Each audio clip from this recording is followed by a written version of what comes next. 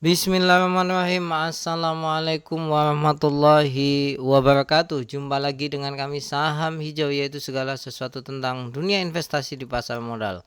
Pada kesempatan kali ini kita akan analisa saham JPFA atau JAPFA ya, di tahun 2025. Ini karena ada permintaan, tolong dong bahas saham JAPFA.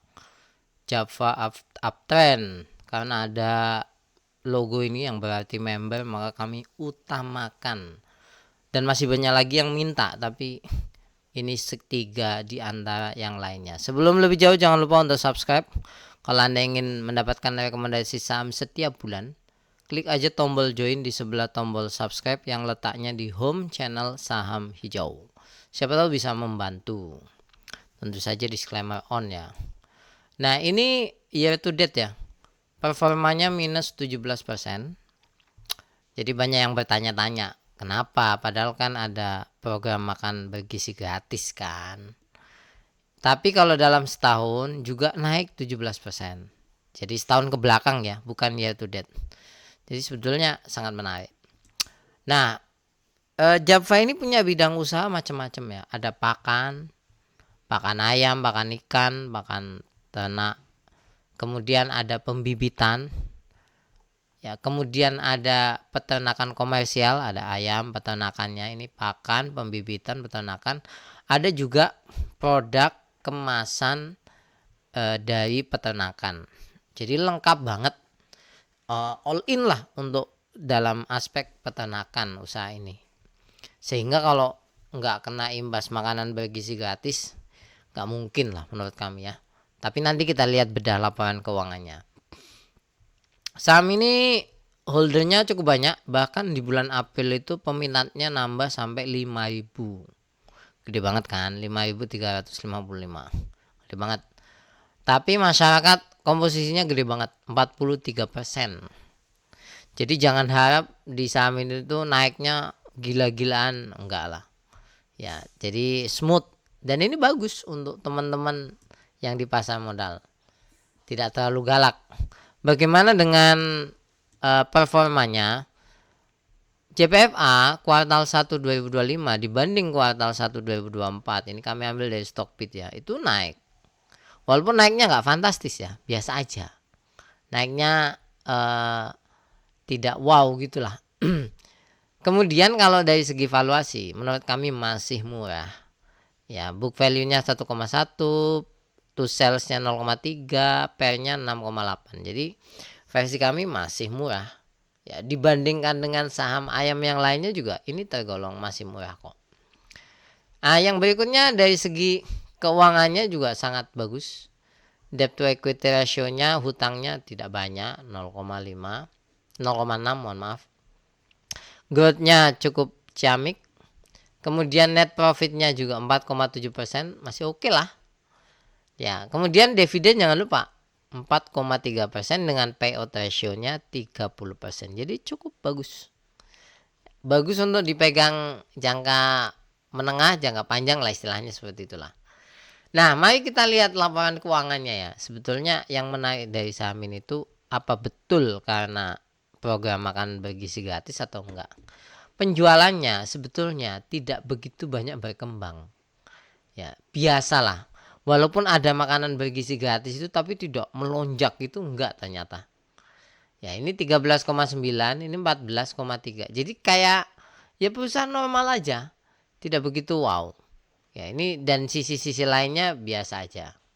Enggak terlalu istimewa. Nah, ini kan program MBG, makanan bergizi gratis ini, perlu diingat belum semuanya terlaksana. Kenapa saya katakan seperti itu? Karena ini perdana di Pangkal Pinang. Ini kan 14 jam yang lalu beritanya dari konten ini dibuat. Kemudian di Tanggamus itu baru 18 jam yang lalu beritanya. Jadi baru mulai, belum menyebar ke semuanya. Ini di Samarinda. Jadi belum semuanya. Nah, mari kita lihat penjualannya. Penjualannya kalau dari sisi laporan keuangan, peternakan komersial itu malah turun tipis, 5,7 ke 5,5. Ya, ini peternakannya ya. Pakan ternak juga turun tipis, 4,0 ke 3,8. Ya, jadi tidak, menurut kami biasa aja ini. Nah, pengolahan hasil peternakan dan produk konsumen justru yang naik sampai 2,5. Menurut kami ini tidak hanya karena faktor makan bergizi gratis menurut kami, karena sekarang ini kan banyak seblak ya di mana-mana, kemudian makanan-makanan yang produk kemasan gitulah. Nah, ini pengaruh. Budidaya perairan juga tidak begitu berkembang, pembibitan juga biasa aja. Jadi hasil peternakan. Oleh sebab itu versi kami, selama masih ada makan bergizi gratis, kemudian seblak persemanan itu berada di mana-mana, saham ini akan diuntungkan. Makanya kalau ada seblak persemanan beli aja, apalagi holdernya ya, jangan lupa. Yang berikutnya adalah kalau kita lihat penjualannya lokal atau ekspor, lokalnya yang meningkat lumayan dari 13,7 ke 14, 21 ke 25. Jadi ekspor komposisinya sangat sedikit sekali. Tidak ada 10% ya. Jadi sangat sedikit. Nah, tapi ada aksi korporasi yang menurut kami menarik ya. Induknya yang berada di Singapura itu berencana untuk delisting. Delisting karena go privat ya, bukan karena suatu kasus, enggak. Yang kedua yang menarik, ada aksi buyback, padahal perlu diingat ini tanggal 5 Maret ya. Pada waktu tanggal 5 Maret itu turun karena yang perang dagang gitu kan. Nah, artinya waktu itu saham ini juga sudah naik lumayan. Kalau perusahaan berani buyback dengan angka yang fantastis 470 miliar, maka artinya masa depan perusahaan ini tergolong oke. Ya, ini versi logika melihat aksi buyback yang ada di pasar. Ya. Nah, yang berikutnya, Anda juga jangan lupakan saham ini dengan harga jagung. Kenapa? Pakan itu sangat banyak terkait dengan harga jagung. Kalau harga jagungnya jeblok, perusahaan ini diuntungkan. Ya, kenapa? Karena kan nanti bahan baku pakannya kan murah. Nah, di tahun 2025 harga pakan jagung itu menurut kami sudah berada di angka yang menurut kami cukup seksi lah. Ya, angka ini ya. Jadi menarik. Ya. Tapi kalau kita lihat transaksinya, ingat kalau kita lihat transaksinya, saham ini sedang dibuang-buang. Apakah buangnya besar banget? Enggak juga. Karena yang terakhir, transaksi terakhir itu asing beli lagi. Kan biasa itu di pasar modal. Asing buang, habis itu beli lagi. Nah, berikutnya kalau kita lihat dari segi transaksi, Anda bisa lihat nih.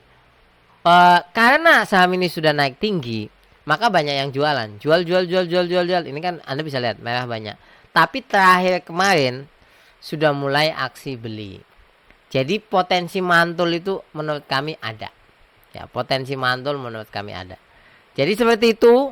Kalau kesimpulan dari kami, valuasinya bagus, kinerjanya bagus karena ada makan bergizi gratis ya. Itu mengefek banget. Kalau prospek melonjak menurut kami enggak.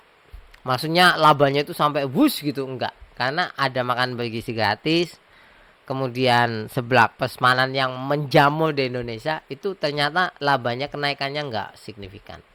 Resikonya tidak begitu besar karena ada aksi buyback. Potensi capital gain oke. Kalau dividen menurut kami standar ya. Karena angkanya tadi tidak begitu besar. Jadi seperti itu, silakan pertimbangkan. Ingat, makan bergizi gratis itu programnya di masa presiden yang sekarang. Jadi masih ada durasi waktu yang cukup. Kalau Anda ingin masuk silakan. Ingin take profit karena sudah naik silakan. Atau hold silakan. Sampai ketemu lagi. Kalau Anda pengen saham direview, cantumkan aja di kolom komentar. Siapa tahu saham yang Anda sebutkan menjadi pilihan review kami selanjutnya. Sampai ketemu lagi, terima kasih banyak. Assalamualaikum warahmatullahi wabarakatuh.